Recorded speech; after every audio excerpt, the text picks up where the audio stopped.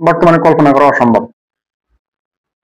আমি দেখছি, আমার চোখের দেখা এরকম পর্দা দেখছি। কিন্তু এটা দেখেন, এখানে একটা গ্রামের মেয়ে আর একজন পর্দাশীল মেয়ে, দুজনের মধ্যে পর্দা যথেষ্ট পরিমাণে আছে।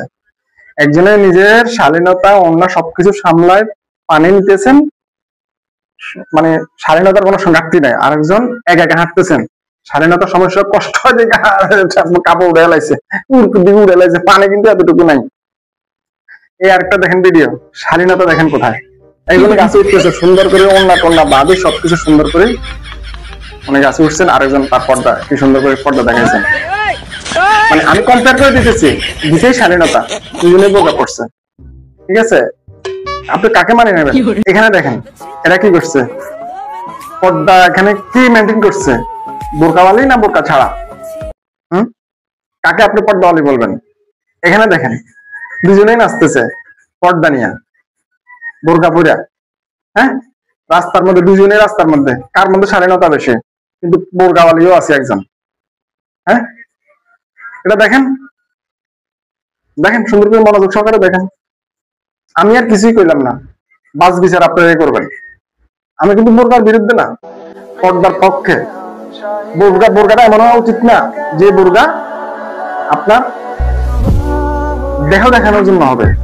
এখানে দেখেন একজন নায়িকা, ঠিক আছে, আর বাকি রইল গ্রামের বধূ। ঠিক আছে, পার্থক্যটা করেন একটু। একজন সেলিব্রিটি, ওরা হলো নন সেলিব্রিটি। কি করবেন বলেন? সেলিব্রিটি গায়ে কিন্তু বোরকা আছে, ওনারা দুজন আসতেছে, ওনাদের মধ্যে স্বাধীনতাটা কার মধ্যে বেশি? একটু খেয়াল করে এটার বিচার আপনারা কমেন্টসে দিয়ে যাবেন, মানে সমাধানটা বলে যাবেন, এটার উত্তরটা বলে যাবেন। এটা হলো আমাদের অরিজিনাল গ্রামের মেয়ে, দুজনেই গ্রামের মেয়ে। শালীনতার কোনো অভাব নাই, শালীনতা কোনো বিবর্জিত হয় নাই, শালীনতা মধুর সম্পূর্ণ আছে। আর একজনের গায়ে বোরকা নাই, কিন্তু শালীনতাটা দেখছেন কত সুন্দর শালীনতা।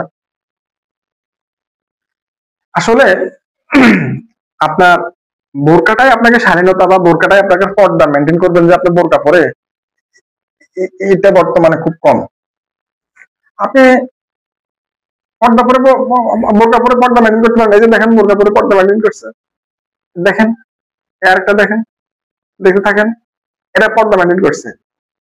ঠিক আছে, আর যেগুলো দেখছেন বোরকা পরছে পর্দা মেনটেন করছে, সেটাও দেখছেন।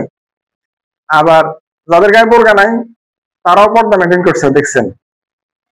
তো সুতরাং আমার এমন বোরকার দরকার নাই, এমন পর্দার দরকার নাই যে পর্দা পরে, যে বোরকা গায়ে দিয়ে আপনি আপনার কোমরের সাইজ দেখাতে পারতেছেন, বুকের সাইজটা দেখাতে পারতেছেন, দেখাচ্ছেন।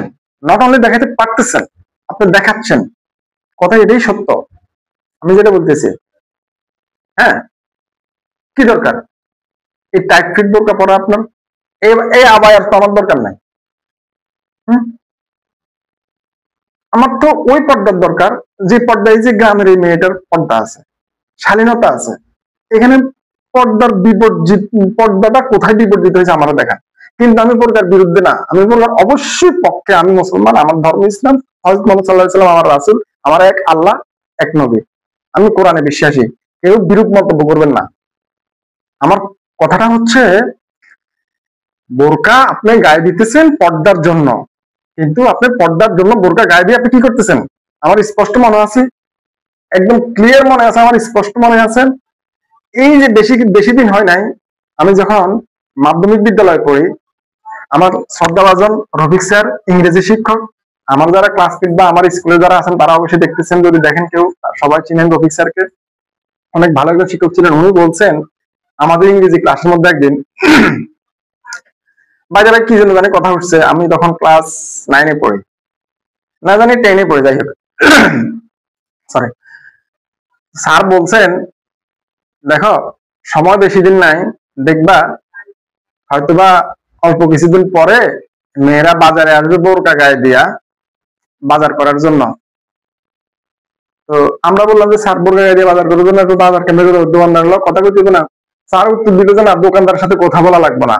ওরা কি করবে, একটা স্লিপ নিয়ে আসবে, দোকানদারকে স্লিপ ধরাই দিবে, দোকানদার বাজার দিবে, দোকানদারকে টাকা দিবে, রিটার্ন করবে, বাড়িতে চলে যাবে।